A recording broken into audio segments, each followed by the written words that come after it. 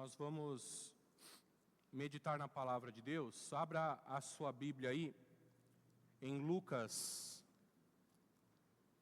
capítulo 4.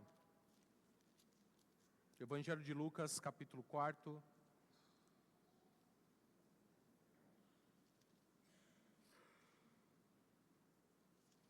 Nós vamos ler do verso 16 até o verso 21. Lucas, capítulo 4, do verso 16 ao verso 21, mesmo assentados, mas com toda reverência à palavra de Deus. Lucas, capítulo 4, do verso 16 ao verso 21, palavra do Senhor que nos diz: Jesus foi para Nazaré, onde havia sido criado.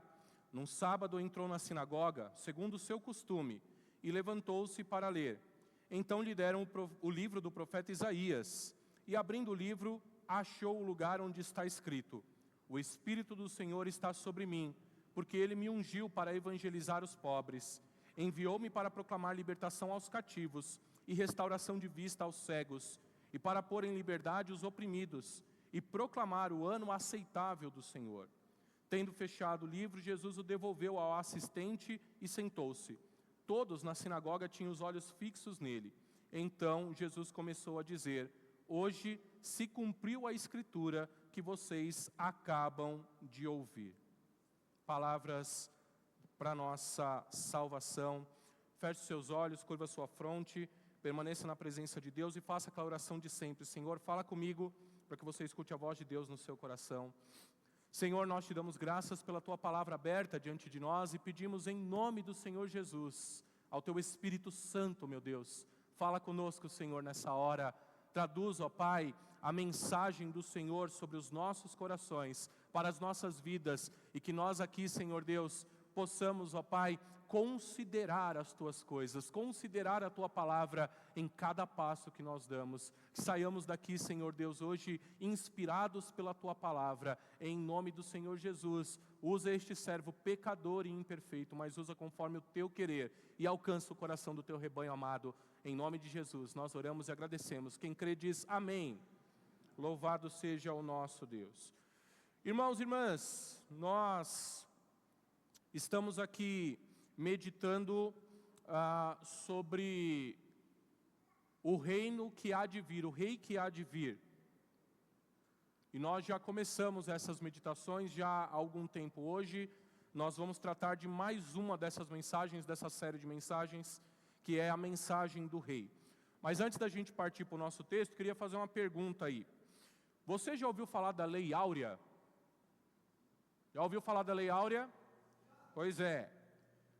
E eu acho que você sabe que essa lei é conhecida como a lei da abolição da escravatura no Brasil.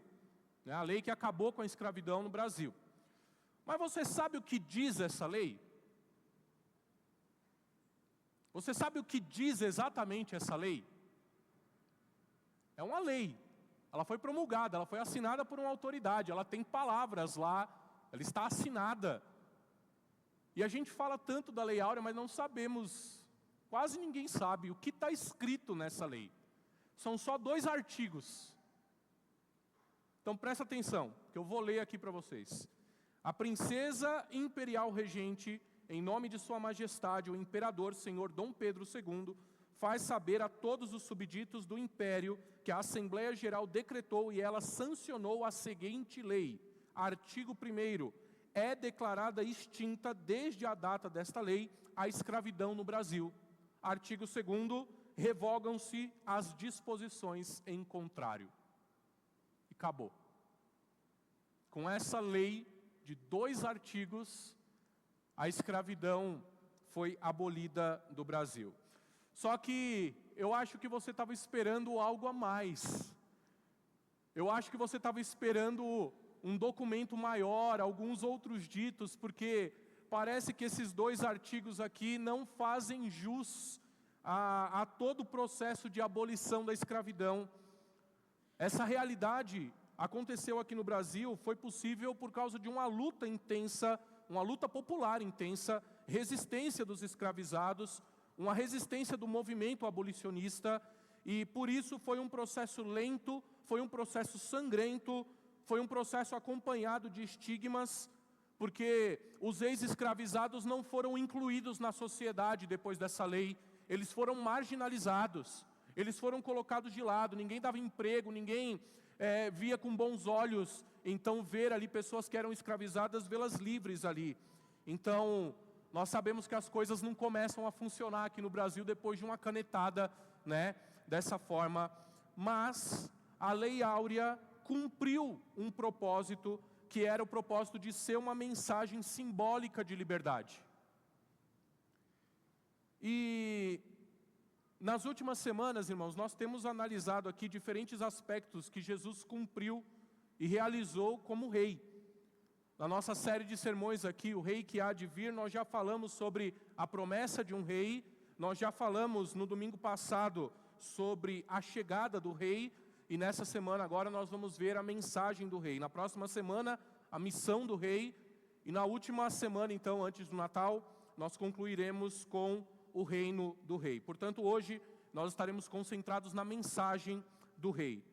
E assim como na Lei Áurea, o rei Jesus proclamou liberdade. Só que a liberdade que ele proclamou não é uma liberdade simbólica, não é uma liberdade apenas ali de palavras, é algo real. Jesus concede liberdade da eterna tirania, da opressão, da escravidão do pecado, da escravidão de Satanás. Ele quebra essas correntes do pecado e liberta a cada um de nós. Então eu quero convidar você a analisar alguns aspectos da mensagem do Rei Jesus. Primeiro aspecto, o conteúdo dessa mensagem, e em seguida o momento em que ela foi transmitida. Mas antes disso, eu quero lembrar você do contexto aqui. Olha aí para o versículo 16 do texto que nós lemos, versículo 16 e o versículo 17. Jesus foi para Nazaré, onde havia sido criado. Num sábado entrou na sinagoga, segundo o seu costume, e levantou-se para ler. Então lhe deram o livro do profeta Isaías, e abrindo o livro achou o lugar onde está escrito. E até aí, versículo 17. Você espera que as mensagens de liberdade fossem positivas, né? Você já ouviu falar de uma pessoa que recebeu liberdade e depois disse assim: não, eu prefiro continuar preso? Uma pessoa que foi receber a liberdade de ser escravizado, então a liberdade disso, e não, eu prefiro ser escravizado, eu prefiro ser preso. Você conhece alguém que já tratou uma notícia de liberdade dessa forma? O povo de Deus fez isso. Quando Deus os libertou do Egito, num dado momento da vida, eles reclamaram da liberdade de caminhar para a terra prometida, de modo que eles começaram a falar: lá no Egito a gente era escravo, mas a gente tinha comida. Era melhor ser escravo lá do que ser livre aqui. Irmãos, presta atenção no que algumas pessoas fazem, porque os seus olhos estão vendados para a realidade. Não faz o menor sentido querer voltar para a escravidão, não faz o menor sentido querer continuar preso. Se você é um prisioneiro, a única coisa que ocupa os seus pensamentos é o que você vai fazer quando você receber a liberdade. E na nossa mensagem aqui, Jesus está na sua cidade natal, Nazaré. Ele vai proclamar a maravilhosa mensagem de liberdade. E observem onde ele foi proclamar essa mensagem. Ele foi à sinagoga, num sábado, como era o seu costume. Quero perguntar uma coisa para você: não é interessante que Deus, em forma humana, tenha priorizado o culto semanal? Você já parou para pensar sobre isso? Jesus, Deus, na sua forma humana, priorizou os encontros semanais na sinagoga. Priorizou os cultos na igreja. Ele não feriu essa lei de forma alguma. Ele foi à sinagoga, como era costume. Mas tem gente que acha que não há necessidade de se fazer isso. Não é surpresa para nós ver aqui que Jesus não transgrediu nenhum dos costumes judaicos, embora ele pudesse ter feito isso. Ele podia falar contra a religiosidade judaica, ele podia falar contra a sinagoga, mas não foi isso que ele fez. Ele foi até a sinagoga, seguiu a liturgia da sinagoga, Então ele chegou lá como mestre, deram um livro para ele, e providencialmente ele leu Isaías capítulo 61. É esse o texto que está aí, a partir do verso 18 e verso 19 do texto que nós lemos. É o mesmo texto que está lá em Isaías, no capítulo 61. Todo o culto da sinagoga era centrado na palavra de Deus e na sua exposição. E a razão, irmãos, pela qual nós devemos ir à igreja, e nós devemos priorizar a leitura e a pregação da palavra de Deus, é porque através da leitura e da pregação da palavra de Deus, as pessoas são salvas. A explicação da palavra de Deus e a leitura da palavra de Deus é o meio ordenado por Deus para salvar os pecadores. O Catecismo Maior de Westminster, lá no capítulo 155, ele faz essa pergunta e dá a resposta. Ele pergunta assim: como a palavra de Deus se torna eficaz para a salvação? E a resposta: o Espírito de Deus faz da leitura, mais especialmente da pregação da palavra, um meio eficaz de iluminar, convencer e humilhar os pecadores, de os afastar de si mesmos e de os atraírem para Cristo. Como que nós vamos nos converter, irmãos? Através da leitura e da explicação da palavra de Deus. E é por isso que a gente precisa priorizar esses encontros, essas reuniões. Fundamentalmente, nós ouvimos o Senhor por meio da leitura e da pregação da palavra. É por isso que a gente participa do culto semanal, e isso tem que ser uma prioridade para nós. Queremos ouvir o Senhor, temos fome da palavra de Deus, temos fome da presença de Deus. Não abandone as reuniões dominicais, não abandone esses encontros, porque senão nós abandonamos a palavra, porque senão nós abandonamos a comunhão. Não ouviremos Deus falar, não ouviremos Deus falar através dos irmãos. Não ouviremos Deus falar através da comunhão com os irmãos. E aí vai acontecer aquele monte de coisa que a gente já falou aqui em outra ocasião, né? A chama esfria até o ponto de se apagar. Todos que estavam na sinagoga em Nazaré, naquele sábado em particular, ouviram a voz do Senhor. Concorda? Porque era o Senhor que estava falando lá.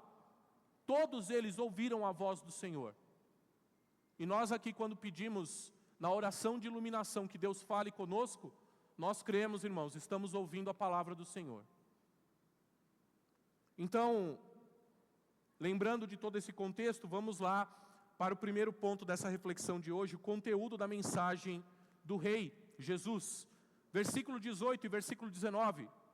O Espírito do Senhor está sobre mim, porque Ele me ungiu para evangelizar os pobres. Enviou-me para proclamar libertação aos cativos e restauração da vista aos cegos, para pôr em liberdade os oprimidos e proclamar o ano aceitável do Senhor. Quando Jesus foi entregar essa mensagem, ele era um mestre respeitado. As pessoas chegaram para ele, entregaram o livro do profeta Isaías, e lá no pedaço do texto que ele leu, estava justamente isso que os irmãos leram aí, vão encontrar, se você abrir aí em Isaías no capítulo 61, você vai encontrar a mesma coisa. Essa palavra é muito otimista, e a gente vê ela sendo pronunciada pelos lábios do Messias. Foi ele mesmo que disse: o Espírito do Senhor está sobre mim. Quero chamar a sua atenção para um ponto muito importante. Os 4 evangelhos aqui da palavra de Deus são Mateus, Marcos, Lucas e João. Agora, você sabe qual é o livro que é considerado o 5º evangelho? É o livro do profeta Isaías. Principalmente quando a gente chega aqui nessa parte do capítulo 61. É fácil da gente entender porque o que Isaías escreveu, inspirado por Deus, 700 anos antes do nascimento de Jesus, parece uma coisa que Jesus diria num dos seus sermões. Olha que coisa, Isaías 61 realmente parece algo que Jesus disse. E claro, a realidade é que ele disse isso, porque Isaías colocou essas palavras na boca do futuro rei messiânico. Jesus é o rei messiânico. Ele está na sinagoga naquele dia. Ele abre no livro de Isaías 61 e ele lê exatamente essas palavras. E o Messias falou aquilo que o profeta profetizou 700 anos antes. Afinal, o Espírito do Senhor estava sobre Jesus, que foi visivelmente confirmado lá no seu batismo, quando o Espírito desceu sobre ele em forma de pomba, e o Espírito deu a Jesus uma tarefa muito específica: proclamar boas novas aos pobres, proclamar liberdade aos cativos, realizar milagres, libertar os oprimidos e anunciar o ano da graça do Senhor, o ano aceitável do Senhor. Irmãos, para a gente poder entender o conteúdo dessa mensagem do Rei Jesus, nós precisamos nos deter aqui nos detalhes daquilo que é dito tanto em Isaías 61 quanto em Lucas no capítulo 4 aqui. O primeiro ponto mencionado é a boa nova aos pobres. Olha, o Espírito do Senhor está sobre mim porque Ele me ungiu para evangelizar os pobres, ou seja, levar as boas novas aos pobres. Sempre quando falamos a respeito dos pobres, para onde a sua mente te leva? Quem você pensa aí que são os pobres? Será que a gente pensa que os pobres são as pessoas que estão vivendo na pobreza, aqueles que não têm recursos para si, para sua família?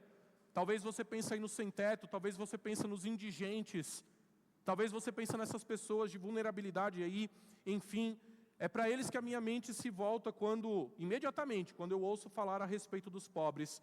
E isso não está completamente errado, só que não é exatamente esse tipo de pobre que está sendo falado aqui em Lucas, no capítulo 4, ou Isaías, capítulo 61. Não é esse tipo de pobre. O orador de Isaías 61 tem à mente um certo tipo de pobre, que são os pobres de espírito. São aqueles que Jesus menciona nas bem-aventuranças, que nós já estudamos aqui também, nós também já meditamos sobre elas. Bem-aventurados os pobres de espírito, porque deles é o reino dos céus. Isso. Então, o termo pobre aqui abrange muito mais do que um grupo que sofre com pobreza financeira. São aqueles que estão totalmente desesperançados, destruídos, aqueles que estão à beira de desistir completamente, aqueles que chegaram no limite das suas forças e que reconhecem que só no Messias eles têm alguma chance. E você pode perceber aí que o que Isaías registra ali em Isaías 61, Lucas no capítulo 4, é realmente útil para entender por que a mensagem de Jesus vai ser uma boa notícia para o pobre. Porque ele vai dizer que ele curará aqueles que têm o coração quebrantado. Aqueles que são pobres de espírito receberão as boas novas que curarão os seus corações despedaçados. Em outras palavras, o Messias vai pregar boas novas àqueles que estão sobrecarregados pela dor, pela decepção. Irmãos, um dos maiores desafios do ministério é sentir a pressão de ter uma palavra de encorajamento, uma palavra que sirva para qualquer momento, para qualquer circunstância. E a realidade é que isso não é possível. Essa semana eu fui pego de surpresa, irmãos. Essa semana eu fui pego de surpresa para realizar o ofício fúnebre de uma irmã de uma outra igreja. E eu estava no meio das aulas. Eu fui lá, de uniforme da escola, para fazer um ofício fúnebre, lá junto à igreja. E é muito difícil. No carro eu fui pensando e orando e pedindo a Deus uma palavra para entregar, mas a verdade é que quando morre um ente querido, ou quando há o rompimento de relacionamentos, enfim, quase não há muita coisa a se dizer. A única coisa, a única esperança verdadeira que pode romper com essas circunstâncias é o Evangelho do Senhor Jesus. É a boa nova que vai aos quebrantados de coração. Porque somente o Evangelho consegue garantir o fim da dor, o fim do sofrimento, o fim da tristeza que tantos de vocês aqui carregam. A boa notícia para quem é pobre de espírito, para quem tem o coração quebrantado, é que a sua dor não vai durar para sempre. Graças a Jesus, um dia essa dor vai ter um fim. E em seguida, Isaías 61, Lucas 4 diz que o Messias ia proclamar a liberdade aos cativos. Proclamar liberdade aos cativos. Irmãos, tem um poema brasileiro muito conhecido. Você já deve ter ouvido falar, já deve ter lido, já deve ter visto na escola. Você vai se lembrar quando eu começar a declamar. Que é: minha terra tem palmeiras onde canta o sabiá. As aves que aqui gorjeiam, não gorjeiam como lá. Nosso céu tem mais estrelas, nossas várzeas têm mais flores, nossos bosques têm mais vida, nossa vida mais amores. E lá no final desse poema, ele diz assim: não permita, Deus, que eu morra sem que volte para lá, sem que ainda desfrute os primores que não encontro eu cá, sem que ainda aviste as palmeiras onde canta o sabiá. Você já ouviu esse poema? Canção do Exílio, poema romântico de Gonçalves Dias, composição de julho de 1843, quando o autor encontrava-se exilado em Portugal, estudando direito na Universidade de Coimbra, e ele estava ali num país diferente, num país estrangeiro, mas escreveu o poema ressaltando o seu patriotismo, ressaltando então o saudosismo em relação à sua terra natal, o Brasil. O que isso tem a ver, né, com todo esse poema aqui, com esta canção que nós encontramos aqui em Lucas 4, a partir do verso 18, verso 19. Quando ele diz que o Messias proclamará liberdade aos cativos, ele está se referindo aos exilados. Ele está se referindo a uma parte muito significativa da história de Israel, viver como exilado sob o domínio de povos estrangeiros. E isso foi uma realidade para Israel. Viver como cativo num lugar que não era o lugar deles. Portanto, a ideia aqui é que o Messias vai proclamar liberdade e libertação àqueles que vivem como cativos, que vivem oprimidos em terras estrangeiras. E é exatamente isso que a mensagem do rei faz. Jesus liberta o seu povo do cativeiro, da escravidão e da prisão do pecado e da prisão de Satanás. Existe uma confusão muito grande no nosso mundo, inclusive entre aqueles que professam a fé em Cristo, sobre o que é verdadeiramente liberdade. Irmãos, o que significa ser livre? Você sabe o que a maior parte das pessoas dizem?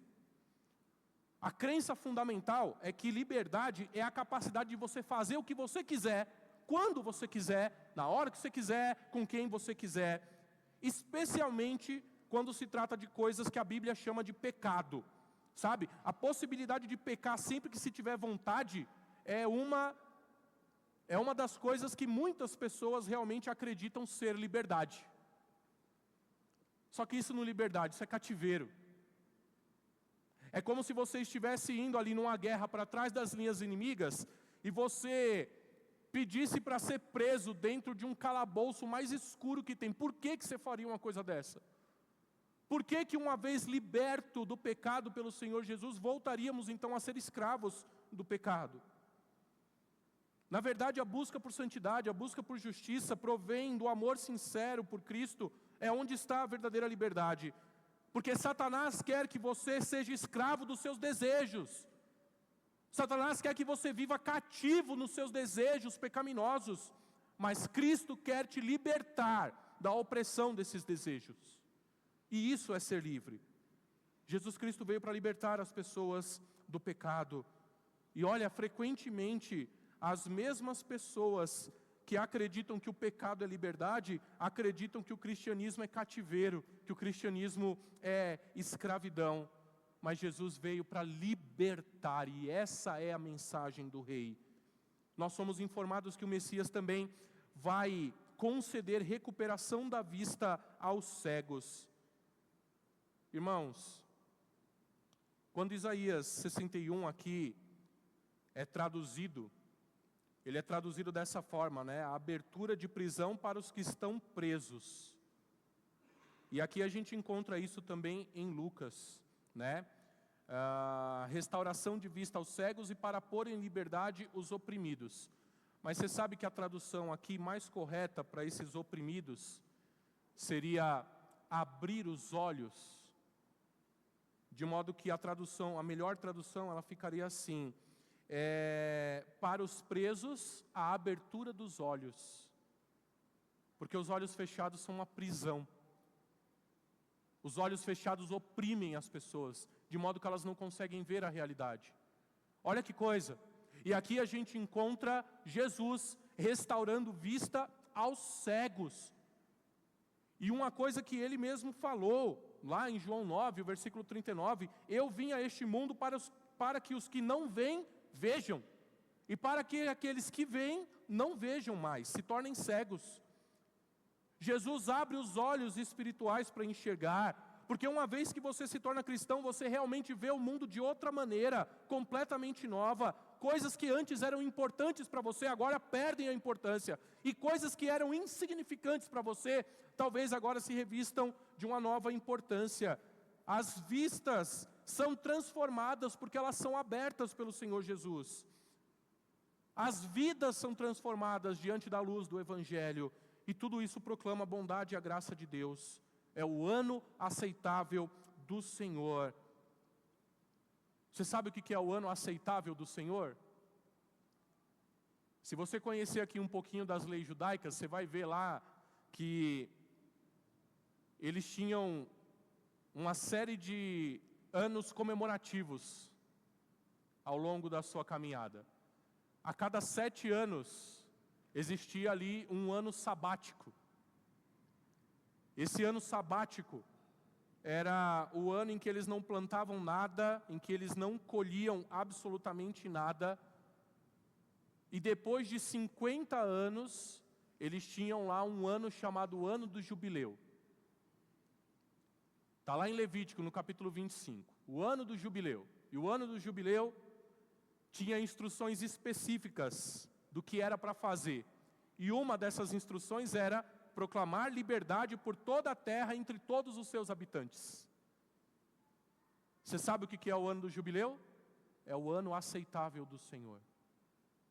Porque o ano do jubileu, na essência, era uma reversão dos efeitos do pecado. Se você estivesse preso no ano do jubileu, você seria libertado. Porque você seria perdoado do seu crime que te levou para a prisão. É o ano aceitável do Senhor. É o ano onde o perdão de Deus impera. É exatamente isso que o Evangelho faz, irmãos. Ele liberta, ele reverte os efeitos do pecado. Os pobres de espírito são restaurados. Os cativos pelo pecado são libertos. E os cegos espirituais começam a ver. O Evangelho é a boa nova do Rei Jesus, que veio à terra para trazê-las. E as boas novas da liberdade em Cristo são precisamente o que ele veio proclamar. Se o Filho vos libertar, verdadeiramente sereis livres. Esse é o conteúdo da mensagem do Rei. E eu vou encerrar falando sobre o momento dessa mensagem. Olha o verso 20 e o verso 21 aqui. Tendo fechado o livro, Jesus o devolveu ao assistente e sentou-se, e todos na sinagoga tinham os olhos fixos nele. Então Jesus começou a dizer: hoje se cumpriu a escritura que vocês acabam de ouvir. Então lembra do contexto aí, Jesus acabou de ler estes versículos de Isaías 61, e quando começou a ler, os olhos de todos ali estavam fixos nele. Jesus leu o texto, agora o que Jesus ia fazer? Pregar. O que será que Jesus diria depois de ler esse texto? Qual seria o conteúdo do sermão? Qual seria a sua abordagem? Quanto tempo ia durar esse sermão? Infelizmente as pessoas não aceitaram bem o conteúdo do sermão de Jesus. Mas eu não posso deixar de pensar que certamente ficaram satisfeitas ali com a duração. Porque o sermão de Jesus foi incrivelmente curto. Tudo o que ele disse a respeito de Isaías 61 ali foi: hoje se cumpriu a escritura que vocês acabam de ouvir. Essa foi a pregação de Jesus. Essa foi a mensagem de Jesus naquela ocasião. Ele estava dizendo: tudo isso que nós ouvimos aqui em Isaías 61 está se cumprindo hoje. Eu sou o Messias, eu sou aquele que cumprirá todas essas gloriosas promessas. E se você conhece um pouco do restante dessa passagem aqui específica de Lucas 4, Jesus enfrentou bastante resistência. As pessoas começaram a questionar Jesus depois desse sermão. Todos em Nazaré pensavam: nós conhecemos Jesus, ele é filho de José, o carpinteiro, ele é filho de Maria, ele não pode ser o Messias, ele não pode ser o libertador. É mais adiante nessa mesma passagem que Jesus vai dizer: um profeta não é bem-vindo na sua própria terra. Veja bem, muitos deles olhavam ali para o futuro, esperando a libertação de outra pessoa. Na cabeça deles, Jesus não era o Messias. Jesus não era a pessoa certa, o que significava que o Messias ainda estava por vir. Você sabe que eles ainda estão esperando o Messias até hoje, né? Vocês sabem disso. Vocês sabem que aquele povo está esperando o Messias até o dia de hoje. E o que Jesus disse para eles, irmãos, hoje se cumpriu a Escritura aos seus ouvidos. As gloriosas promessas de Isaías 61 não eram algo que se cumpriria no futuro, mas eram promessas que estavam se cumprindo naquele exato momento. Se você deseja se libertar da tirania, do cativeiro do pecado, você não precisa experimentar essa libertação no futuro. Você pode experimentar essa libertação hoje. Hoje é o dia de salvação. Não adie a sua fé em Jesus Cristo. Tome essa decisão hoje mesmo. Confie no Senhor Jesus agora. Era isso que ele estava dizendo para aquele povo. Só que aquele povo rejeitou Jesus em Nazaré. Jesus não disse assim, olha, vocês têm que continuar esperando essas promessas aí para o futuro. Ele trouxe a notícia mais gloriosa de todos os tempos, um dos sermões mais curtos da história, que as maravilhosas promessas de corações partidos restaurados, de libertação aos cativos do pecado. Jesus liberta essas pessoas agora mesmo, no presente, hoje.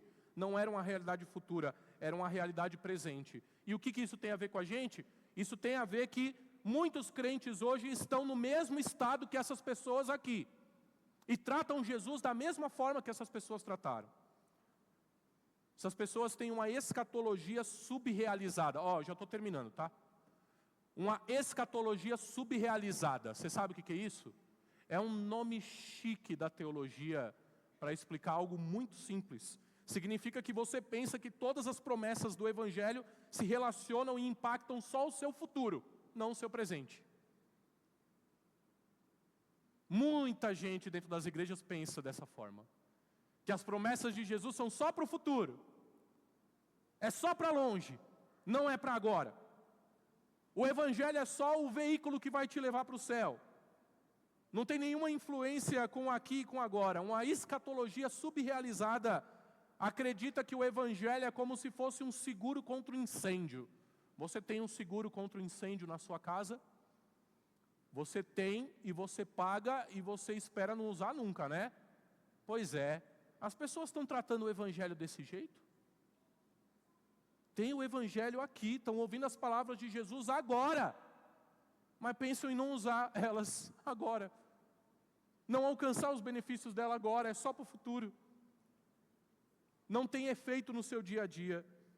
Eu vejo esse tipo de coisa todo o tempo, irmãos. Pessoas que professam a fé em Jesus Cristo, mas que parecem dar de ombros diante das suas circunstâncias atuais. São pessoas que agem como se estivessem permanentemente presas, sabe, num casamento tóxico, que não acreditam que o Evangelho tenha o poder de mudar as circunstâncias da sua vida, apesar de Jesus ter prometido libertação aos cativos, apesar de Jesus ter prometido abrir os olhos aos cegos, a evangelizar os pobres. Então a pergunta, irmãos, que fica a respeito de tudo isso, sobre a mensagem do rei é: você realmente acredita que o Evangelho pode transformar você e as pessoas ao seu redor hoje? Você crê nisso? Eu creio. Eu creio. E é por isso que eu não arredo o pé. Não desisto. E quero ver você não desistir também. Você e eu aqui precisamos ter uma visão mais equilibrada do Evangelho. Tem muitas promessas para o futuro glorioso que a gente só vai alcançar quando Jesus voltar e buscar a gente, levar a gente para a sua glória. Mas, irmãos e irmãs, existem promessas do Senhor para agora, para já, para serem vividas nesse exato momento. A fé não é uma coisa só da mente. A fé não é uma coisa filosófica, sabe, que não afeta os nossos dias. A mensagem do Evangelho pode transformar vidas hoje. O apóstolo Paulo lá em 1 Coríntios capítulo 4, ele vai dizer: porque o reino de Deus não consiste em palavras, mas em poder. E é poder que é entregue a nós hoje. Essa mensagem tem o poder de proclamar boas novas aos pobres, libertação aos cativos, restauração de vida aos cegos, libertação dos oprimidos e proclamar o ano aceitável do Senhor. Essa é a gloriosa mensagem do Rei Jesus. Recebe essa palavra em nome do Senhor Jesus.